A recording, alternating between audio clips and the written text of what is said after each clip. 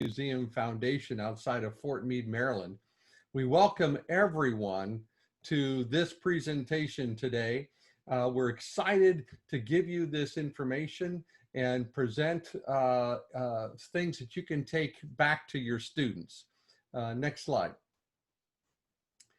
Your sponsors today, and we'd like to thank the University of Maryland Global Campus and the Maryland State Department of Education.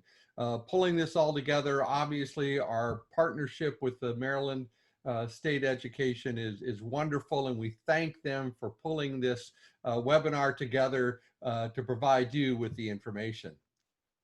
Next slide. So we have three guests today, Dr. Lois Palin, who is the Senior Director at UMGC. We'll be providing some information first on what the counselors can expect. Dr. Greg Von Lehman will be with us, as well as Jeffrey Smith, to talk about how to actually implement this with your students. Next slide. So one of the key questions we're trying to answer today is, what is cybersecurity? We realize this is a tough question within the school domain, within the K-12 environment for your students.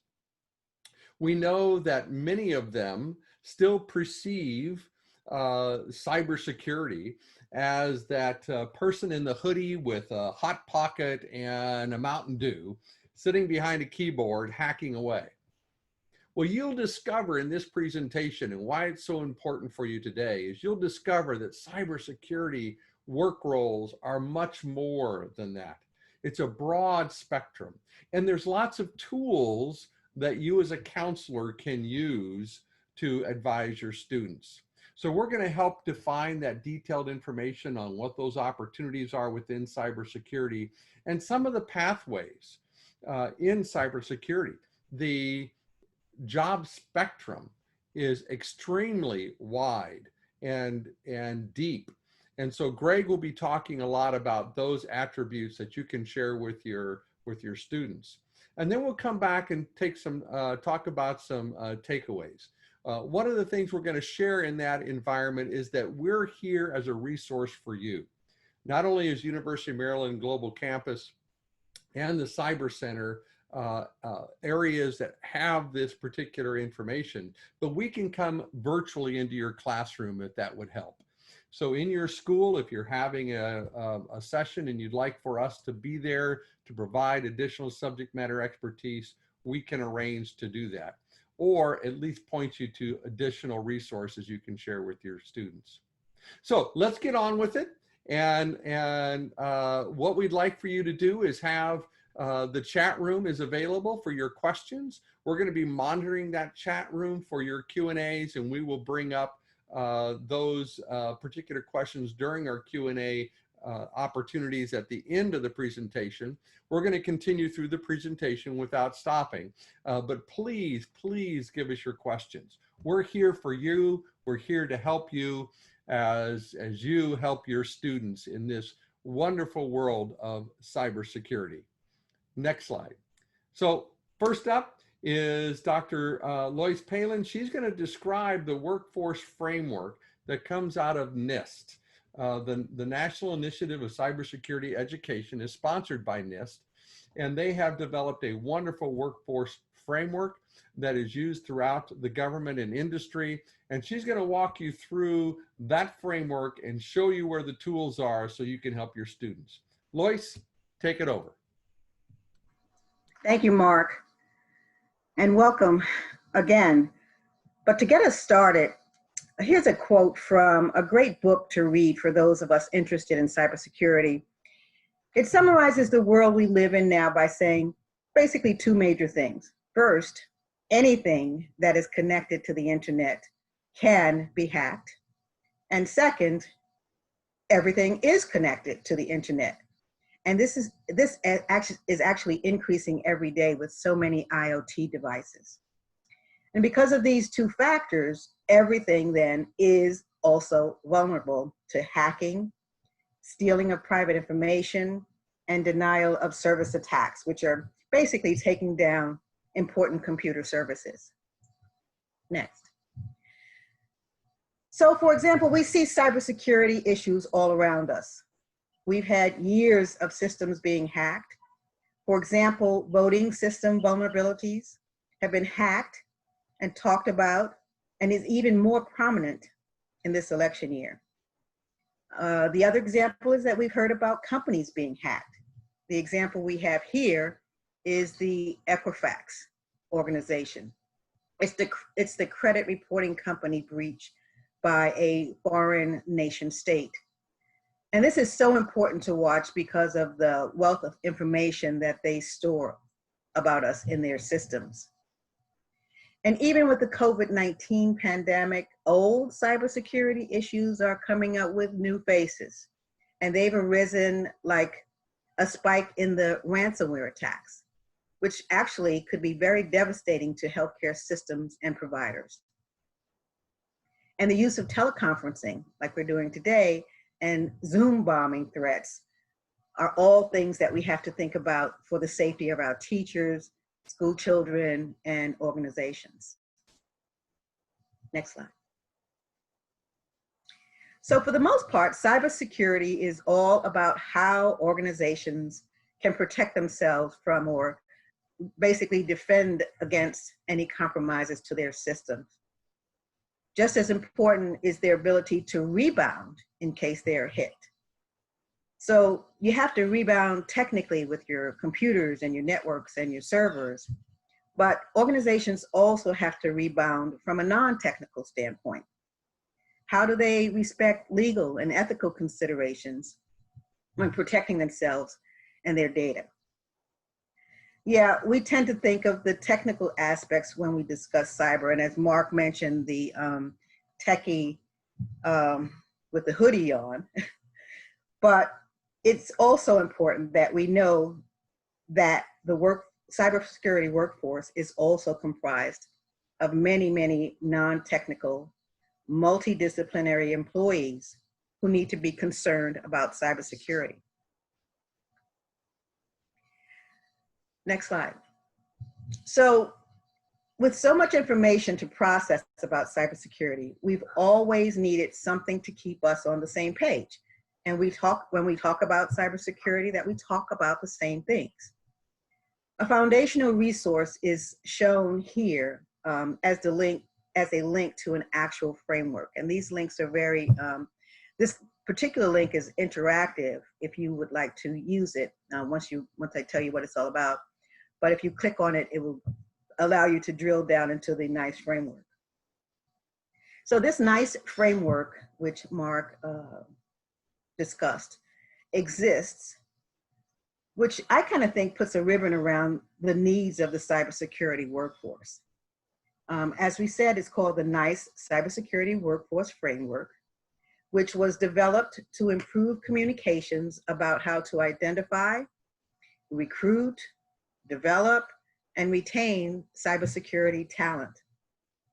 It gives organizations a common and consistent lexicon that categorizes and describes cybersecurity work in several layers. And the layers that we've come up with are identified as categories, specialty areas, and work roles.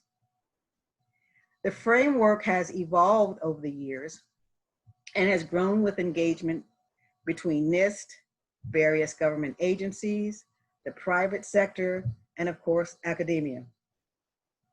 And what you're looking at on this screen are the 7 high-level categories of common cybersecurity functions in which most cybersecurity-related activities fall. They're securely provision, operate and maintain, oversee and govern, protect and defend, analyze, collect and operate, and investigate. Next slide. So drilling down from that highest level, we reach the level of specialty areas under each one of those categories. Specialty areas, there are probably about 33 of them, pretty much represent an area of concentrated work or function within cybersecurity and other related activities. As you can see, the specialty areas for the investigate category, which we're highlighting here, are cyber investigations and digital forensics. And these further classify the workforce roles and responsibilities.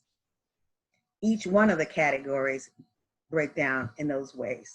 Thank you.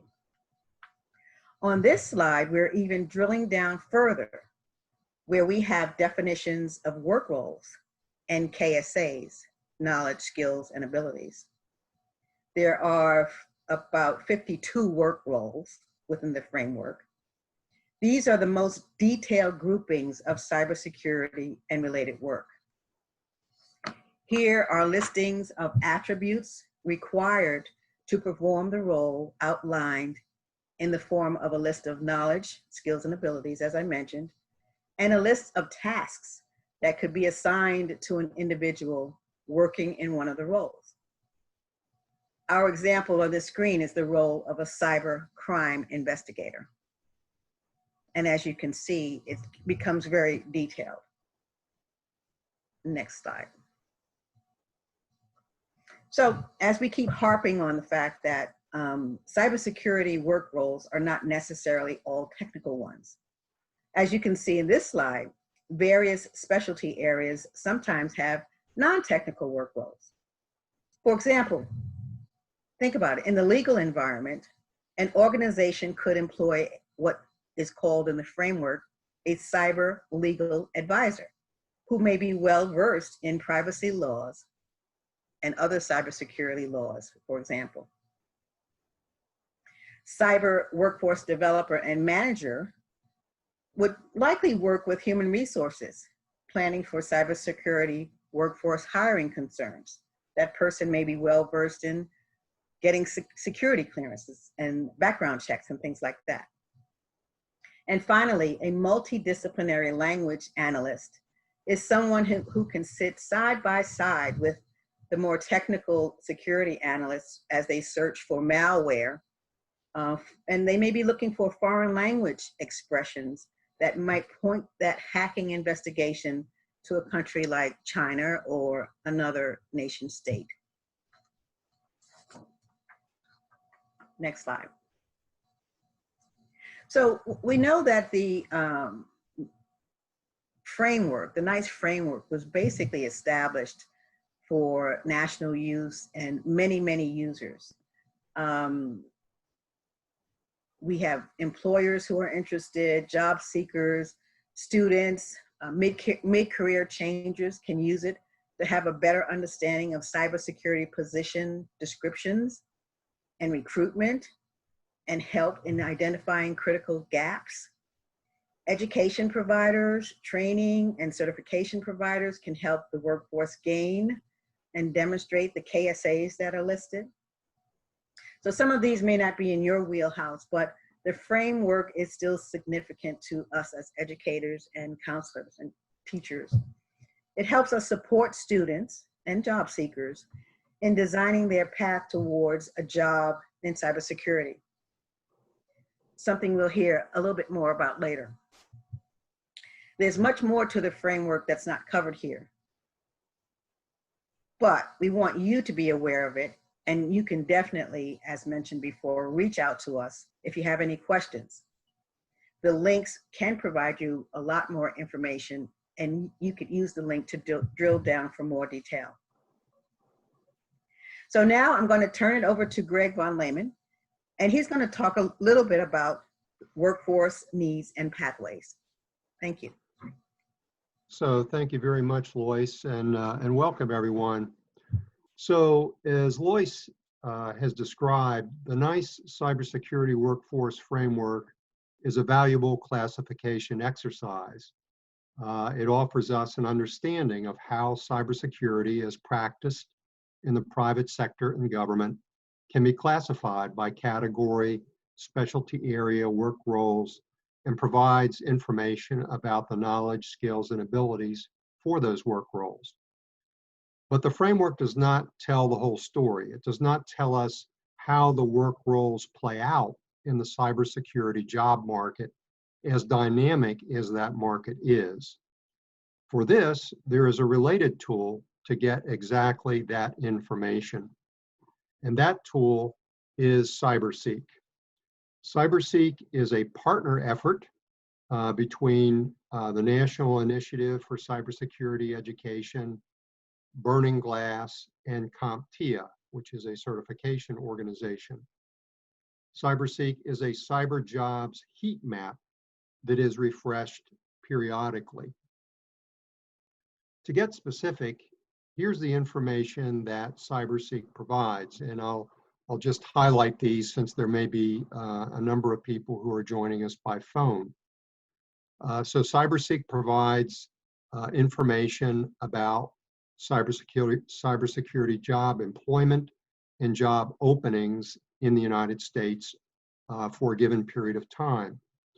It also provides job titles for cybersecurity work roles. There may be many titles for a given work role, and they're grouped within Cyberseek by shared work requirements.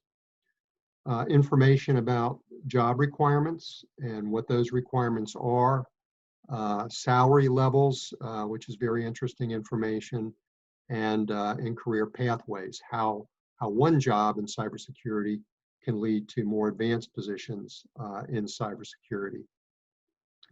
So here's the National Cyber Jobs Heat Map, and I apologize for the size of the font. I was ambitious. I wanted to get as much of the data in the picture as possible so you can see how comprehensive the information is that Cyberseek provides. So there is a lot to take in. Let me mention that these data are current as of September 2019.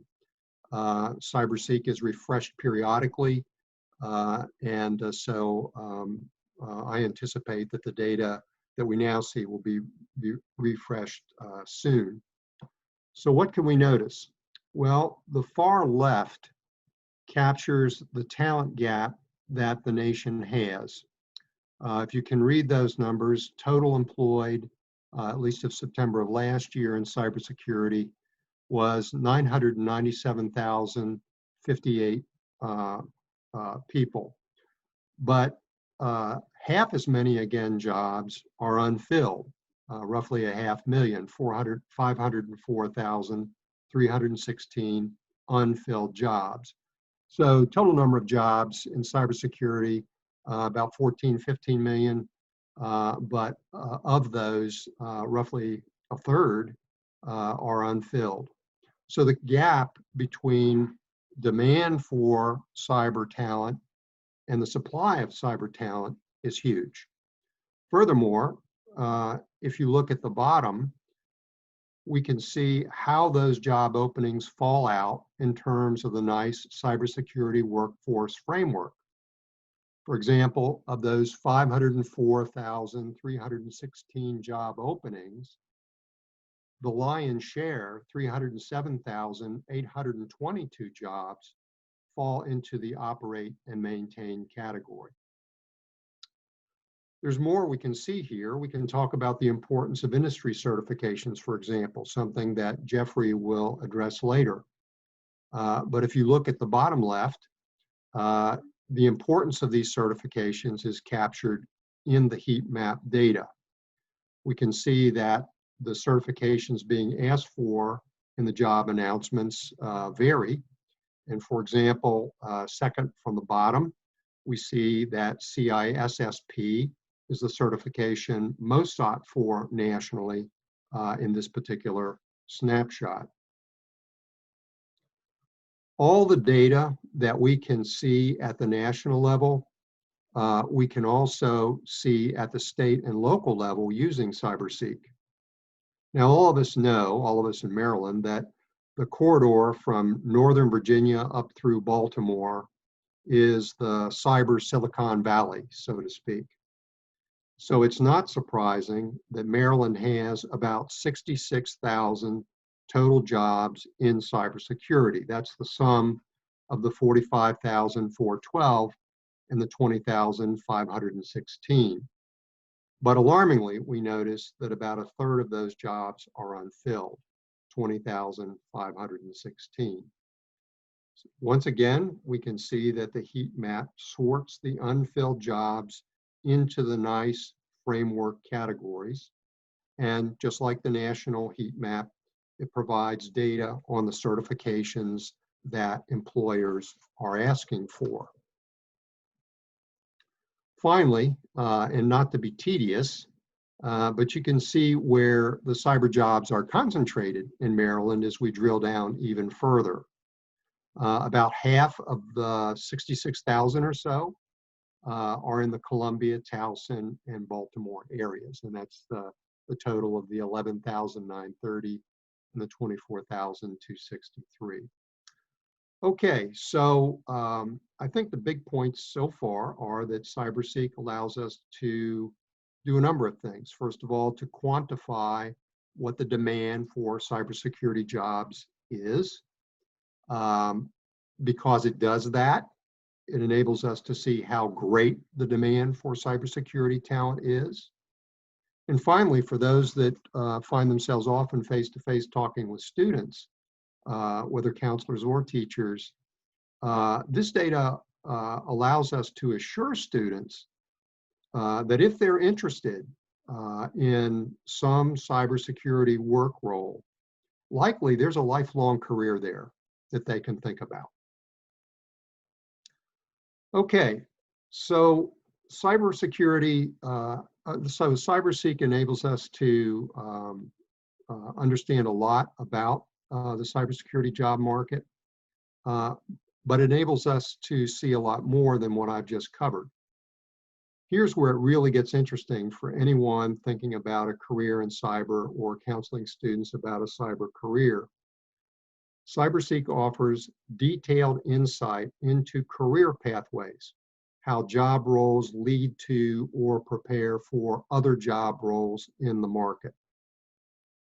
So to illustrate, we have this slide, and we can start with these feeder roles. The feeder roles are on the left, and we can start, say, with networking in particular. Networking is a work role, and we can raise the question, well, if I'm someone preparing myself for a networking role, or I'm already in networking and I'm looking to move into another position, where can networking lead or branch to? Well, notice that when we make a choice, and you can see networking is now highlighted, notice that when we make a choice, some of the job roles to the right disappear in the market. That is, the networking role job, the networking work role does not lead to these other jobs. And this just confirms what we all know, namely that early career decisions certainly affect one's career trajectory. So looking at those other work roles to the right, let's choose one of them and see what happens. So we started out in networking, and let's say we decide that of the work roles that we would be prepared to assume, we choose cybercrime analyst. This was one of the roles that Lois drilled down to earlier in the presentation. If there's a lot of interesting information if you look at the bottom of that slide. First of all, the average salary, at least as of September of last year, the average salary for a cybercrime analyst was $85,000 a year. That's what the market said. And you can also see next to that, to the right, the common job titles corresponding to this work role. So it's good to keep in mind that when jobs are advertised, they may have different titles, but CyberSeek groups them according to their common requirements. And then finally, if you look down bottom left, you can see what the national demand for cybercrime analyst is, roughly 800 nationwide. Finally, in terms of this example, if we stick with it, we can see that if a career starts in networking and then transitions to cybercrime analyst, there are a number of possibilities that the cybercrime analyst work role can branch to, and those are visible there. And one of those is penetration and vulnerability tester. So if you look at the slide to the right, that is highlighted. And if you look at the bottom left of that slide, you can see the same information that we highlighted before, namely the average salary nationally for a penetration and vulnerability tester is $102,000 a year as of September of last year. And there are nearly 10,000 job openings nationally in that particular work role. So I hope this provides a taste of how useful CyberSeek can be when you're talking with students about careers in cybersecurity. But that just raises another question. How do you get onto the on-ramp to a cyber career? In other words, what are the training and education pathways to that first cyber job? And for that, we turn to Jeffrey Smith from the Maryland Department of Labor. Jeffrey? Thank you. I appreciate it. So what are we talking about? We'll move first to the first slide of the presentation. There are obviously a variety of different on-ramps that could lead one to a career in cybersecurity. Certainly, there's the traditional degree pathway of work, and an individual can get an associate's, then followed by a bachelor's, and then in turn a master's, and be able to get access to the academic and hard skills really directly related to that career. We also have that we oversee at the Maryland Department of Labor are what we refer to as a non-traditional pathway, which in this case would be registered apprenticeships. And for those who may not know, registered apprenticeships are an earn and learn model that includes a minimum of 2,000 hours of on-the-job training, full-time paid employment through on-the-job learning per calendar year of the program, and it is coupled with at least 144 hours of related instruction where the theory behind that particular occupation is provided to the apprentice. And certainly last but not least, we have the non-traditional pathways industry certifications. And we'll talk about these. One of the things I will mention is you will often see that within apprenticeship, registered apprenticeship, you will also, in just about all of our programs, there will be industry certifications built into those programs. And not surprisingly, in many of the traditional post-secondary educational pathways, there are also industry certifications built into that as well. And we can sort of walk through that. If we move to the next slide.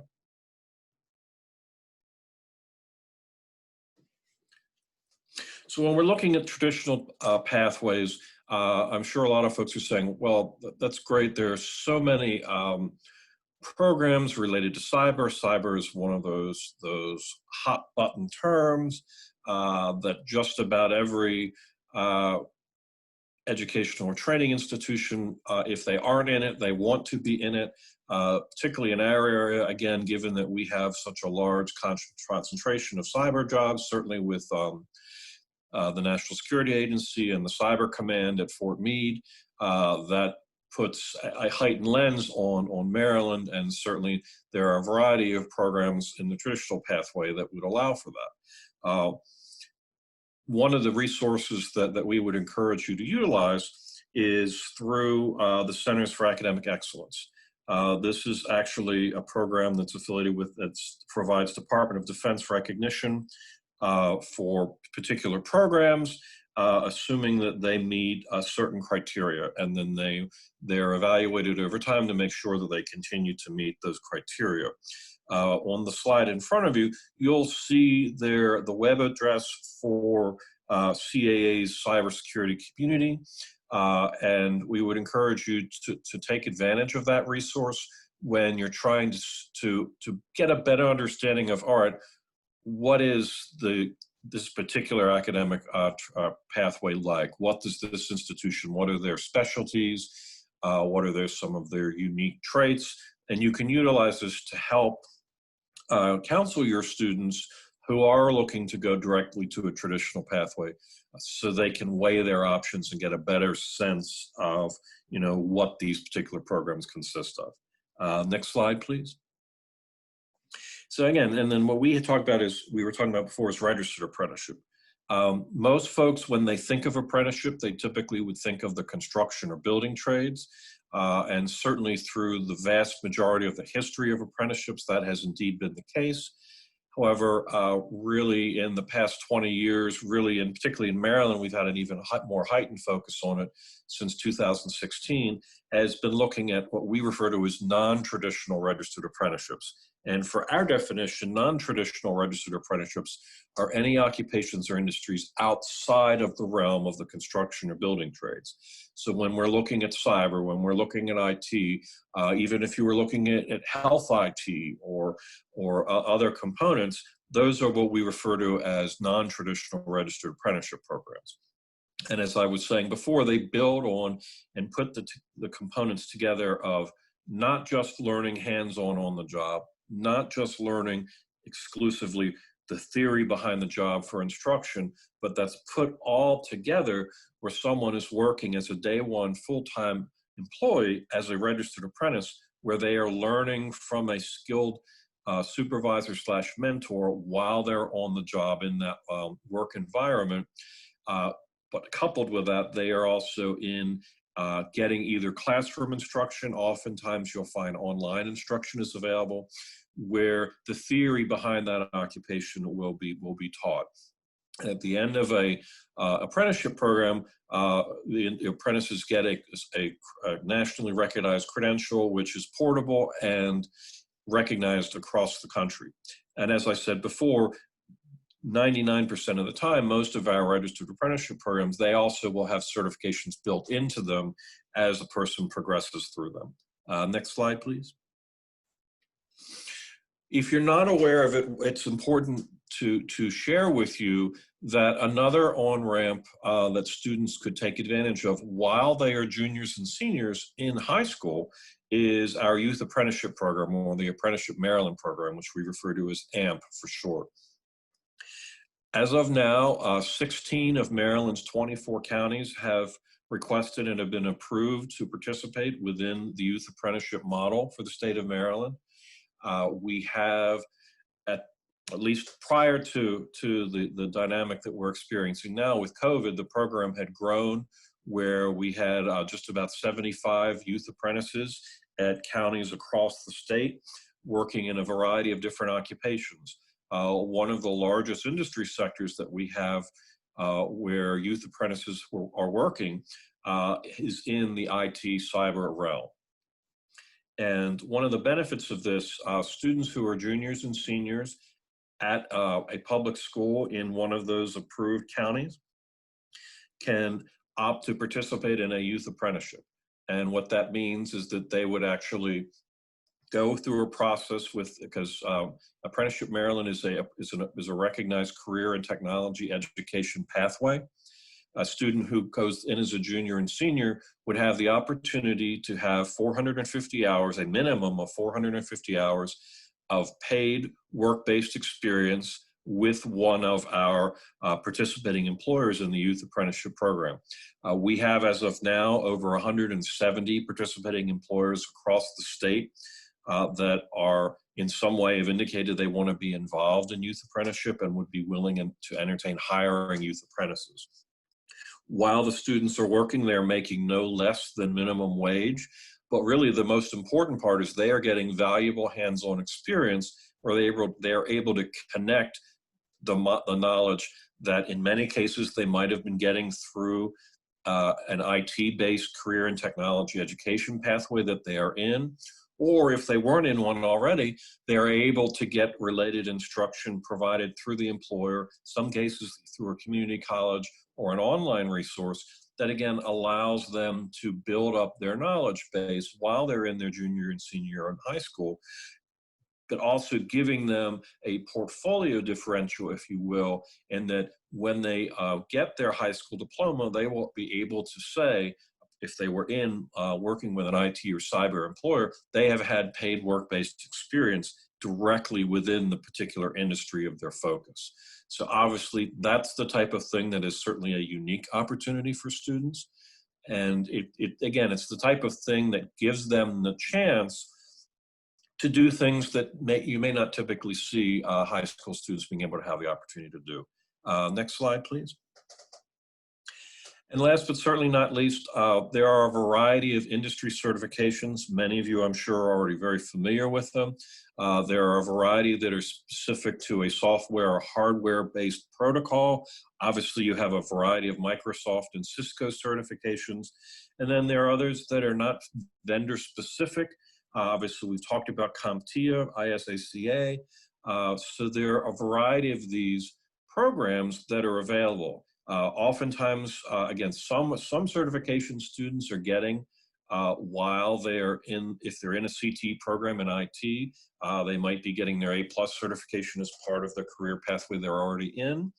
However, as I mentioned, more often than not, our apprenticeship programs will have these modules built into them as part of their overall curricula.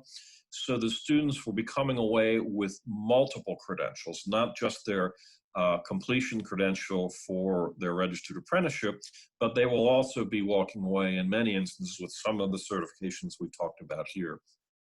All this being the case is these are the types of things that allow an individual to demonstrate to a prospective employer that they have a broad-based level of experience and exposure to cyber. Not just on the theoretical classroom side, but being able to apply that theoretical knowledge hands-on day-to-day while in a workplace.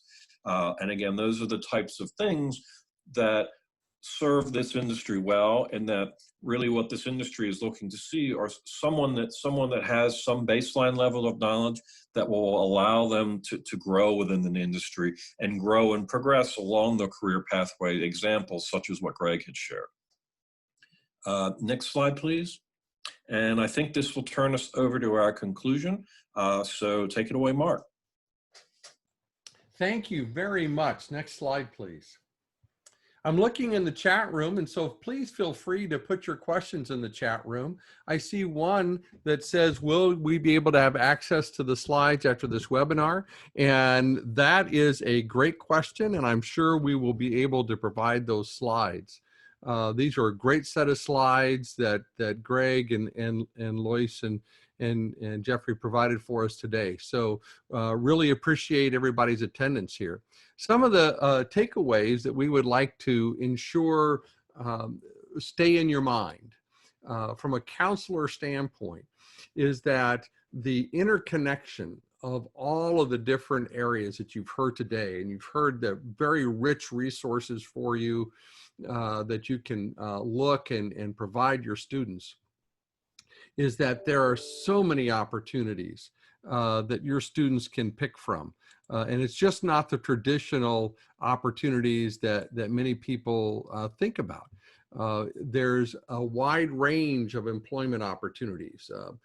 As you heard from Greg, just even in the state of Maryland, let alone across the United States.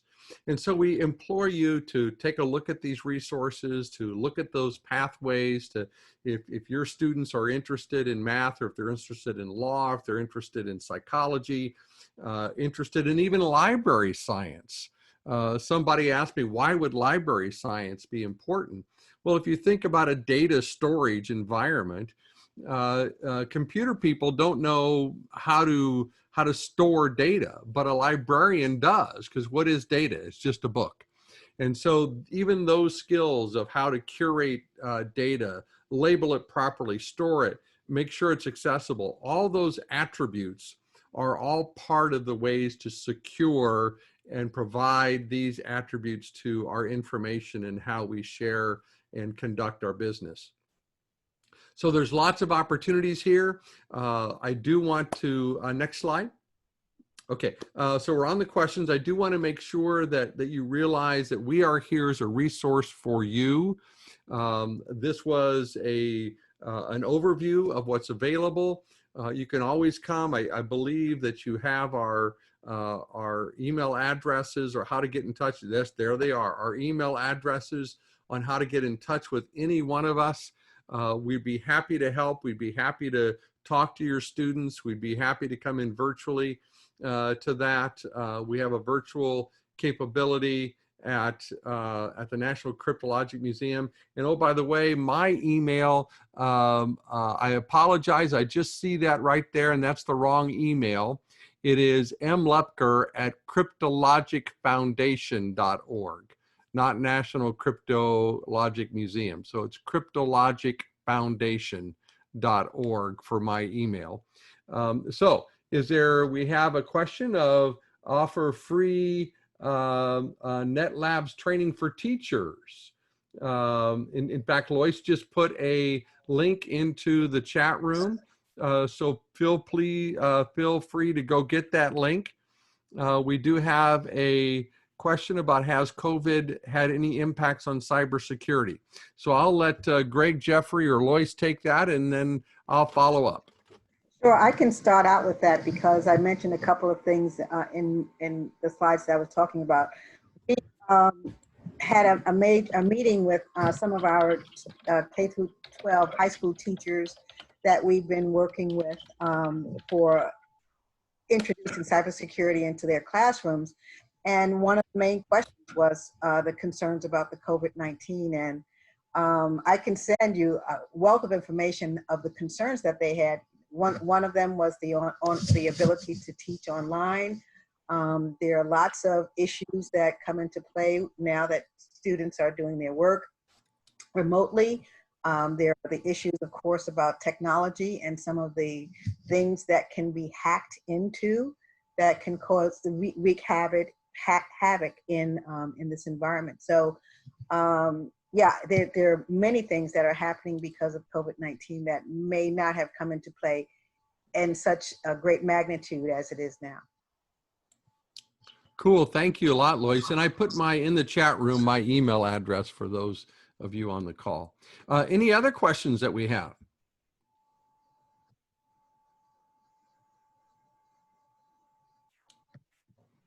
Well, I really want to thank our guests today and Dr. Lois Palin and Jeffrey and Greg. Thank you so much for providing this information, and for all the counselors who have tuned in today. Thank you for taking the time to be with us today. Please take advantage of these resources. Please take advantage of the opportunity. And we have one a comment that says, I apologize if I missed this, but I heard that the federal government is looking for people to be trained to go through the enormous amount of data in efforts to work through the backlog of trafficking crimes. How can people get involved with this? Jeffrey, do you have any thoughts on that?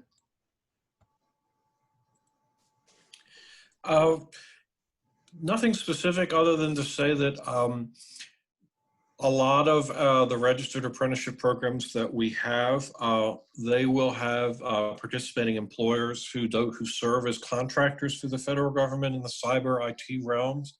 So in many instances, employers who, because just to back up for a minute, the types of all of the programs we have in cyber are what we call group programs.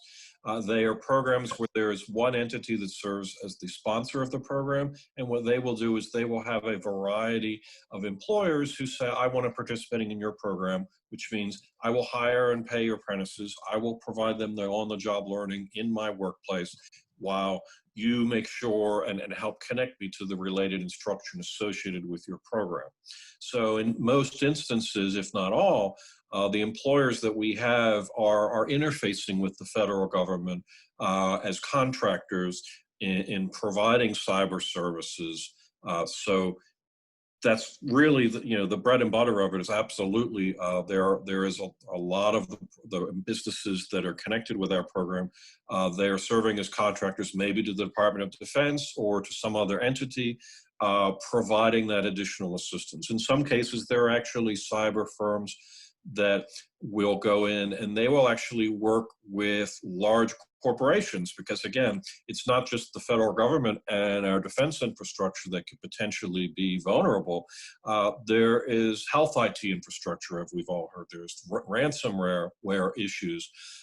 In many cases, you'll see that there are cyber providers that are assisting state and local governments in addressing issues and making sure that they can be less vulnerable to cyber threats. So there are a host of different types of employers that potentially one of our registered apprentices could be involved with and hired by, and learning different aspects related to how cyber threats impact either the federal government or a state or local government, or also a multinational corporation. Thank you, Jeffrey. And I just posted in the chat room a link to the Committee on National Security Systems and their CNSS structure. As Jeffrey said, if you go down this list, you'll see all the CNSS members. It's just a handy reference basically for all the executive branch agencies, as well as who observes at the CNSS level and who participates in the subcommittees. Each one of these websites, Department of State, Treasury, Defense, Attorney General, etc., will have links to their career sites on particular opportunities for employment. So it's just a handy little quick link that you can give your students, and or you could have this readily available, because as Jeffrey says, all of these folks have opportunities for getting into jobs. And it says, where did you post the link? It's right above Kimberly. It's right there in the chat room. It's the www.cnss.gov link. Mark, this is Greg. I just reading Kimberly's question, and which I think is a very important policy issue, and not quite sure what Kimberly's interest is, but let me mention that if the question is, how do you get involved with this as an issue, or what if you have particular expertise in big data analysis, how you might get involved. There is a state senator, Susan C. Lee from Montgomery County, who has a focused interest in human trafficking. And if you would contact her office, I'm sure they would be able to provide you with some information. And if you wish, you could email me, and I'd be very happy to introduce you or connect you to her chief of staff. So let me just offer that, Kimberly. Again, not quite knowing exactly what direction you're coming to this issue from, but still, let me offer that.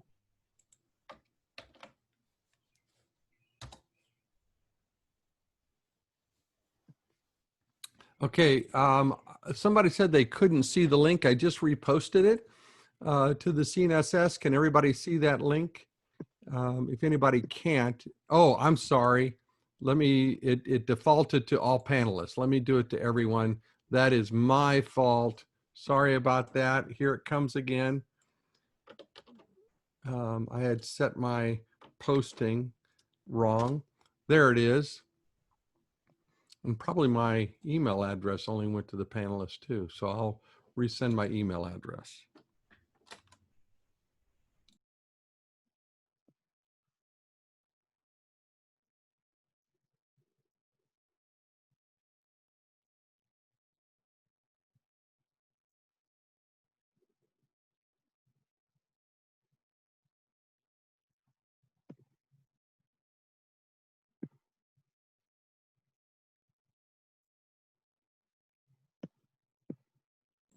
There we go. Hopefully everybody can see those now. Sorry about that. That was my fault.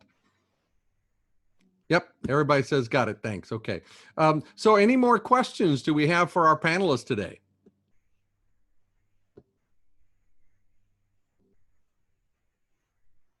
Well, Well, with that, I thank everybody for attending. Thank you, Lois, Jeffrey, and Greg for being here and providing this information. We look forward to talking with you in the near future.